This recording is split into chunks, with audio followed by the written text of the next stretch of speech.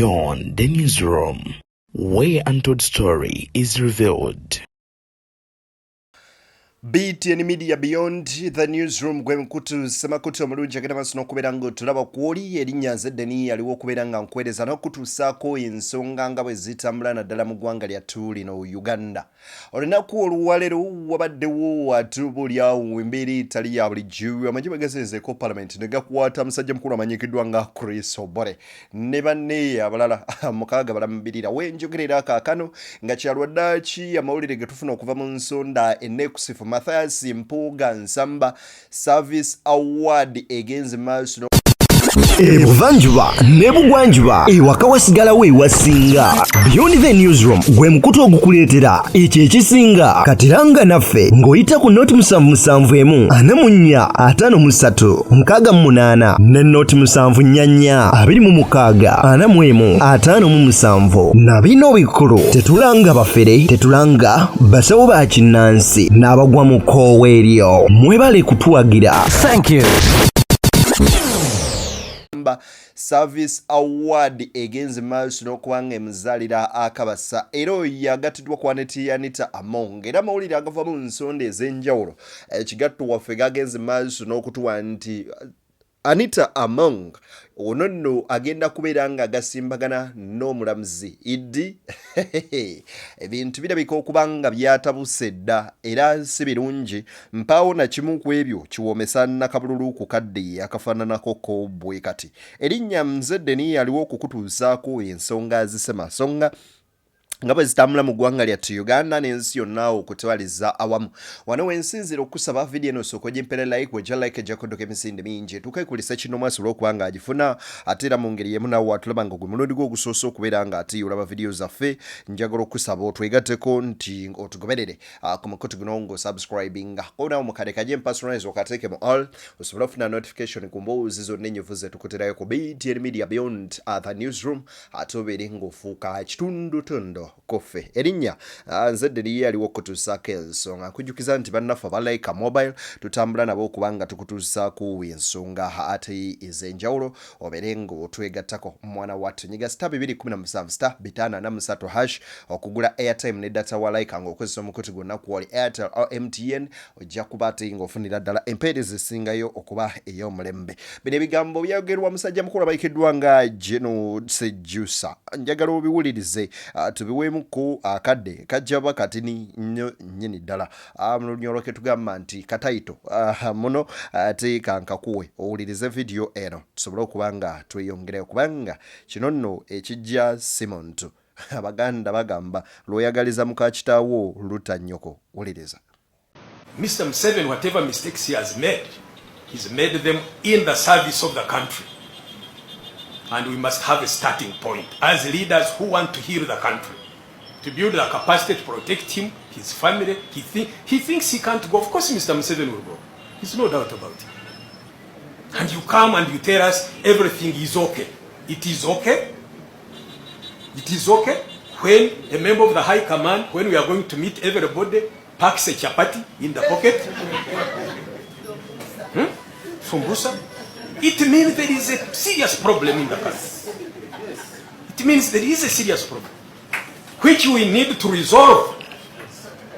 But people do not understand that. They think if the people, we who are inside the army, inside cabinet, inside the parliament, cannot trust each other, you cannot serve me tea and I take it.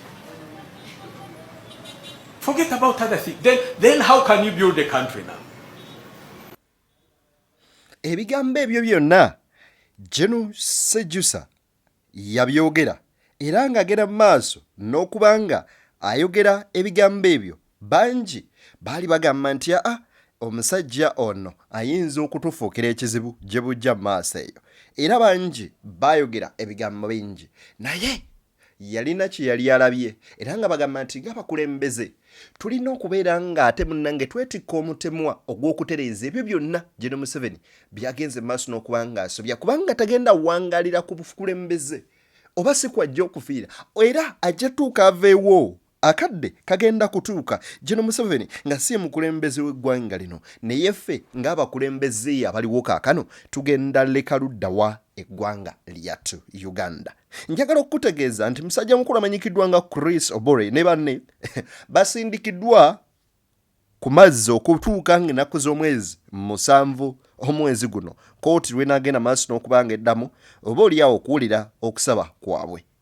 Bino nno oyinza obbiraba n'ogamba nti ebyo bya bulijjo era bizze nga byogerwa bwe bityo, naye njagala okutegeeza nti si birungi, oba waliwo enjogera etera okugamba nti birungi si birungi, kubanga ne wa Mathias Mpuuga nsamba ekimansa nnaku kirabika engeri gye kimaasa empalo kyamaze dda okuba nga kiyingira.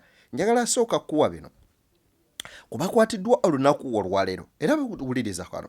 Several senior parliamentary officials including director communications amanyikiddwa nga Chris Obore have been arrested in an operation led by the Inspector General of Government IGG. Ono nno mwana wattu ye IGG Inspector General of Government. Mukulondoolwa kwe kwakoze mu baana abakozesezza obubi ensimbi y'omuwi w'omusolo okugibba kye tuyinza okuyita corruption and embezzlement of government funds okuliko Chris Ariko Obore ono Director of Communications and Public Affairs mu Parliament of Uganda. Then Adilo Daniel, Director of Human Resource, Parliament of Uganda. Owokusatu Okema Leonard, Executive Secretary, Office of Speaker, Parliament of Uganda. Rajabu Kaya Semalulu, Principal Research, Principal Research Officer, Parliament of Uganda. Owokutaano ye Okwi Emron, Principal Protocol Officer, Parliament of Uganda. Itute Stella, Personal Assistant, Parliament of Uganda. Olunaku olwaleero basimbiddwa mu maaso g'omulamuzi.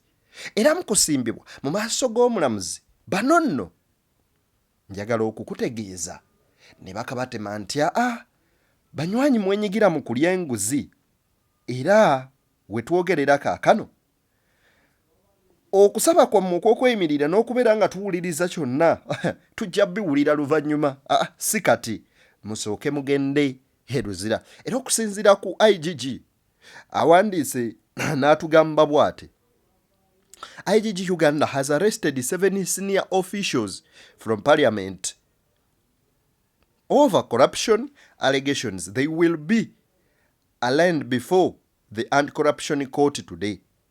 They include Mr. Chris Obore, Director Communications, Adilo Daniel, Director Human Resource, Okema Leonard, Executive Secretary, Office of Speaker, Mr. Rajabu Kaya Semalulu, Principal Research Office, Mr. Okwi Emron, Principal Protocol Officer, Mr. Otebata Vincent, Capacity Diplomat Officer, Mr. Molebe Methods, Chief Executive Officer, Uganda Parliament Operative Savings and Credit Society, SACCO. Abo bo wetwogerera baleeteddwa mu kooti olunaku olwaleero era bibino bye tusobodde okugirayo. Count 1 is for A1. It's of embezzlement contrary to Section 18A of the Anti-Corruption Act. The particulars are that you, Chris Ariko Obore, during the period of 2023 to May 2026, in Parliament of Uganda while employed as a Director Communications and Public Affairs at Parliament of Uganda stole 5,253,100,000 shillings only, the property of your employer, to which you had access by virtue of your employment. And count 2 is for A2, embezzlement.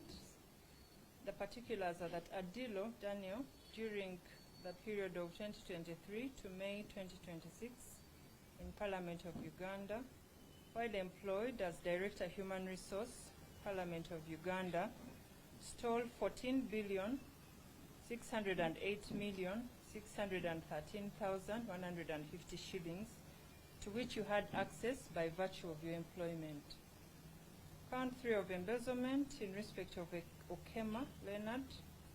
The particulars are that during the period of 2023 to May 2026 in Parliament of Uganda, while employed as Executive Secretary, Office of the Speaker of Parliament of Uganda, stole 3,489,400,000 shillings, the property of your employer, to which you had access by virtue of your employment. Count 4 of embezzlement, contrary to Section 18 of the Anti-Corruption Act, in respect of Rajab Kaya Semalulu, is that during the period of 2023 to May 2026 in Parliament of Uganda, while employed as Principal Research Officer, stole 2,170,108,000, the property of your employer, to which you had access by virtue of your employment. Count 5 of embezzlement, contrary to Section 18 of the Anti-Corruption Act. The particulars are that Okwi Emmanuel Emron, during the period of 2023 to May. Okusinziira mu biseera ebyenjawulo oba mu time frame ey'enjawulo oba mu periods ey'enjawulo, bano abakulu buli omu yagenda maaso n'okubba owa 3 billion obuwumbi 3 obwa Uganda, omulala 26 n'omulala kwegamba bo ensimbi y'omusolo bagenda maaso n'okubanga bagyegabanya nga abantu ab'olubatu. Bano nno IGG agamba nti ku luno tetugenda kubeera nga tubaako omuntu gwe tukweka oba okukwatirwa oba oliawo ku liiso. Mwenna mugenda kubeera nga musasulira era mwenna tugenda kubeera nga tubakwata. Omanyi bwe wajjawo kko kye munenyeza omukulu ng'abaako kko kimu kyakola oba kyayogera oba oliawo nekigenda. No, we don't take you, we don't send you there to despise people. Because when we get chance, look here, when we get chance, we shall also despise you. As an individual, are you proud about it? You people must start getting ashamed. We say Olunaku olw'eggulo musajja mukulu amanyikiddwa nga Tabs bwe yadde agenze Luzira okulambula ku munywanyi waffe Edi Mutwe kw'oteeka n'abalala abasibe ab'enkyukakyuka.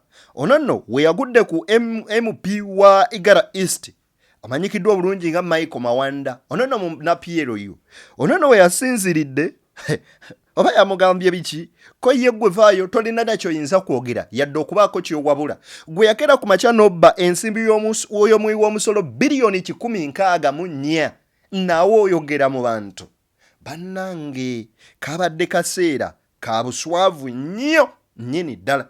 Era Mawanda yazaawo nga yeebwalabwala bw'abuuliriza oyina obukakafu obimanyiiko, oyina obukakafu ku ebyo by'oyogera Tabs obijjawa, Tabs olimba era by'oyogera si bituufu. Wandabidde baana ba taata.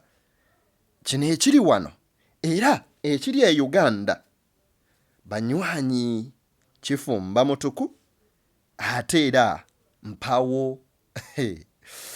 Naye Mukama Uganda eno wandigikwasiza mu mikono gy'omuntu omu oba oliawo ne twebaako bye twirabira. Njagala okukutegeeza okusinziira ku mukutu ogwa X kye tuyinza okuyita Twitter ebya Anita Among yali munywanyi wa Kabanda bino nno birabika nga byongedde okutabuka. From the inside sources batugamba bwe bati, it was a breaking news. Former Speaker of Parliament, Right Honorable Anita Among, is soon facing the judge on corruption and money laundering charges. Inti Anita Among ayolekedde okulaba nga agasimbagana n'omulamuzi mu kooti ku misango egyekuusa ku bulyake n'okubanga bakukusa ensimbi mu ngeri emenya amateeka, kituyinza okuba nga tuyita money laundering, engeri y'okufunamu ssente mu mankwetu. Era soose eno mwenna mugimanyi bulungi, Metro FM ya mukulu Kapiteeni Babu, temugimanyi? Mugimanyi eri awo Kampala kumpi n'eku parking empya. Kaakati information gye nzezeemu ofuna, Kabanda ng'agamba Mathias Mpuuga nti even those who received the service award have to be picked. Nti naabo nga bamaze okunona Chris Obore ne banne, nti naabo abaafuna service award bayina okubeera nga bakimibwa babitebye oba bagende maaso n'okuba nga babyogera. Aha, omwana wana waliwo omwana atera okunjogerera ebintu oba obugambo obunyumira nti kigozi essaawa yonna, essaawa yonna.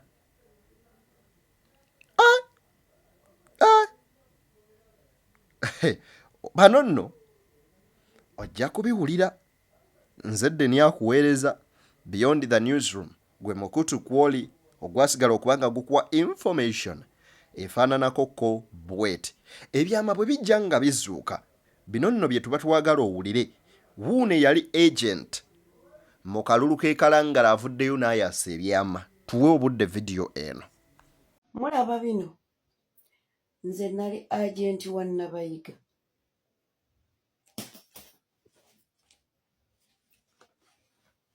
Mulaba, nali agenti wa Nabayiga.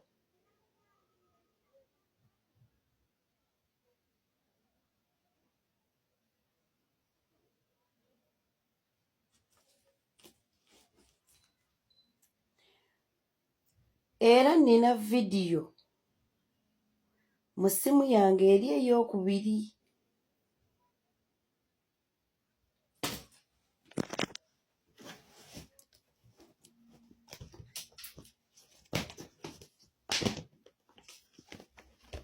Eno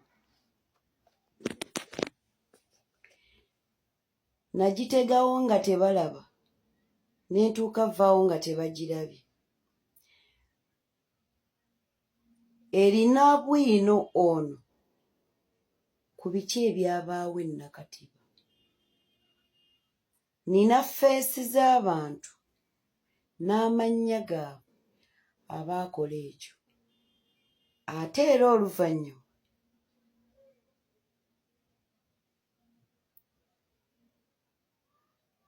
bankolako obulabe, naye ne mbalikoodinga engeri essimu yange eno gyetambulira mu lubuto.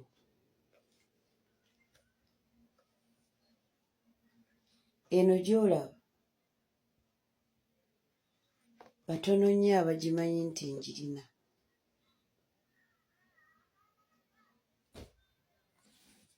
Nali agenti wa Nabayiga, teweerabira. Bannoonya abo abaamanya nti nina vidiyo entuufu. Abeekalangala amazima ngayina engeri gye ngaatulamu. Yembuze kubanga nsobola okuleka abaana bange.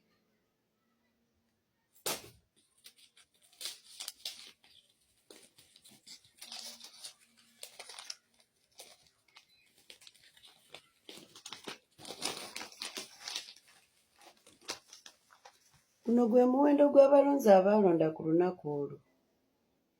Bano bakazi.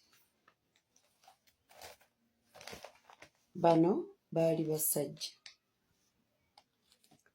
Nava ku polling station essaawa 9:32. Ngebula eddakiika 8 okulunda ku ggabeera. Olw'ensonga ezaali zintabudde. Naye Nabbosa ow'ennakatiba Nabbosa kanfe naye nsuubira ojja kulabirira abaana bange.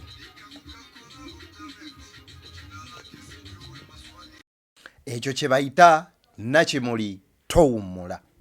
Omukyala abagambye ye yali ejenti wa Nabayiga Aida. Ebyakolebwa byonna yali abateereddewo kamera, an invisible camera. Yalikodinga buli kimu era ku polling station we yali buli fujjo lyonna eryakolebwa. Yaliraba. Tebaamanya nti ne mu bamu be baakozesa tebaali baabwe, baali bannakimuli. Era baali bankyukakyuka mu mitima gyabwe abaali banoonya kasente ku olwo ak'okubeera agenti. Oh, wow. Nakimuli towummula kyekiriwo kaakati. Byonna obiwulidde sijja kunnyonnyola. Biri mu lulimi Luganda. Nzadde nyakuweereza BTN Media Beyond the Newsroom. Gwe mukutu Semakote kwoli. Nzikiriza wano wennyini we mansinziira okubanga nkota tusinkane nga guludde n'oyo ate era akkiriza. Bye bye.